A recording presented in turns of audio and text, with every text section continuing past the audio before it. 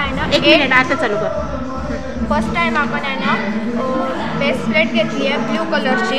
त्यानंतर आपण screw connector 3 घेतला आहे. त्याच्यामध्ये 8, 14 आणि 37 याला कनेक्ट करणार आहोत. आणि एक आहे ना झेड आकाराची धातूची प्लेट 41 हिला कनेक्ट करणार आहोत. आणि नंतर आपण एक बझर घेणार आहे. बझरला एक ब्ल्यू कलरची तार असते आणि ब्लॅक आणि एक रेड. त्याच्यामध्ये ब्लॅकही असू शकते किंवा ब्ल्यू असू शकते. रेड तार हे आपल्याला 37ला कनेक्ट करायची आहे. आणि ब्लॅक ही तार आहे ना ब्लॅक कलरला जे आपण झेड आकारची धातूपट्टी घेतलं होतं तेथून ती 37ला कनेक्ट करायची आहे ब्लॅक कलरच्या तार. आणि त्यानंतर आपण एक सेल होल्डर घेणार आहोत. सेल होल्डरला एक ब्लॅक कलरचा तार असतो किंवा रेड आणि ब्लॅक कलरचा तार असतो.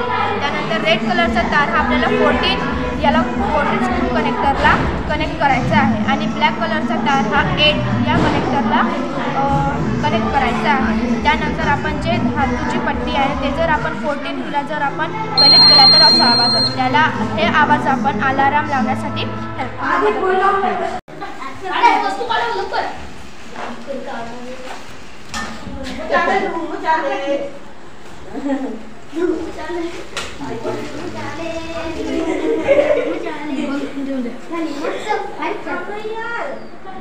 टीचर दुसरा प्रयोग एकदा तिथून सोड प्रसन्न. तुम्ही उठाय साईडला लावा. पेनचीस वगैरे बरोबर ठेवा. हा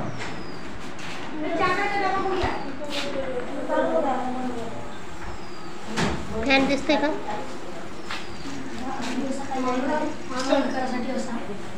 असा आहे का काही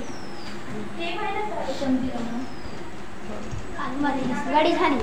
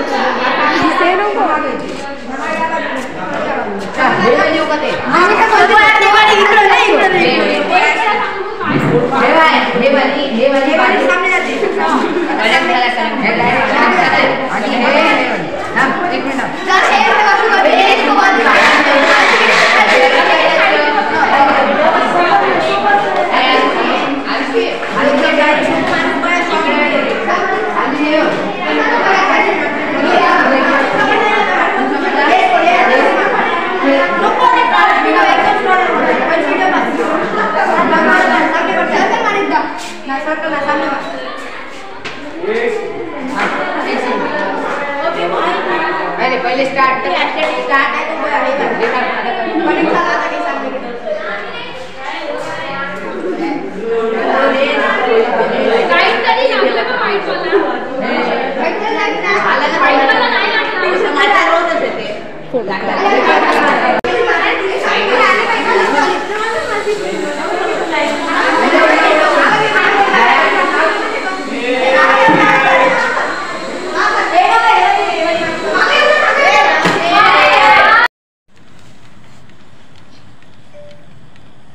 घसरत आहे म्हणून पुढे जायचं लवकर. नाही बॅटरीची पॉवर थोडी कमी असेल. टीचर 9 वोल्टची पाहिजे होती. पण जाता है थोड़ा स्लो चल. एवढा चालला तेवढा चालला. सर तर घसरत आहे. मी आले पाहिजे त्याच्यामध्ये. किती कडनं खडून दिसते का? अबे सगळे जण इकडे हे येऊ दे ना ते. 4 पायाचा होता. 4 पायाचा आले का मी? हो.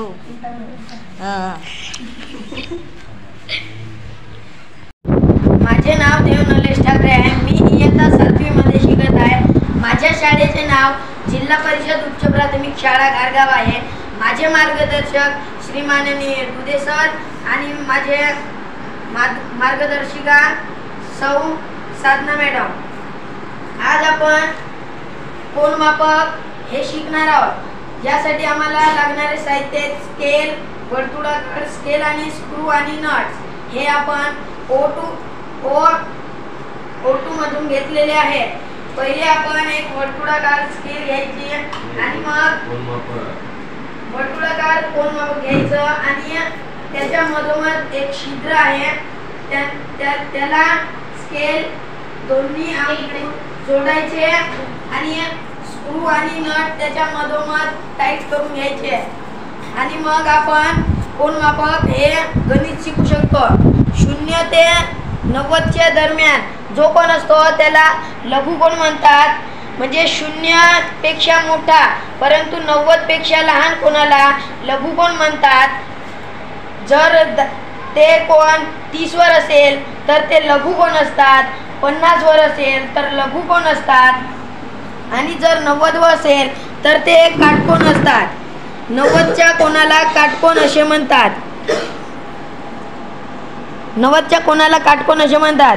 आणि 90 पेक्षा मोठा परंतु 180 पेक्षा लहान त्याला विशाल कोन असे म्हणतात. विशाल कोन हा 90 ते 180च्या दरम्यान असतो. हे जर 120 वर असेल तर ते विशाल कोन आहे आणि जर ते 180 वर राहील तेव्हा ते सरळ कोन असते. आणि जेव्हा 180 पेक्षा मोठा परंतु 160 360 पेक्षा लहान याला प्रविशाल कोन असे म्हणतात. हे प्रविशाल कोन आहे. जर 220 वर जर कोन स्केल असेल तेव्हा ते प्रविशाल कोन आहे आणि जर ते स्केल 360 वर जर असेल तर ते पूर्ण कोन आहे. धन्यवाद. क्लॅप करा.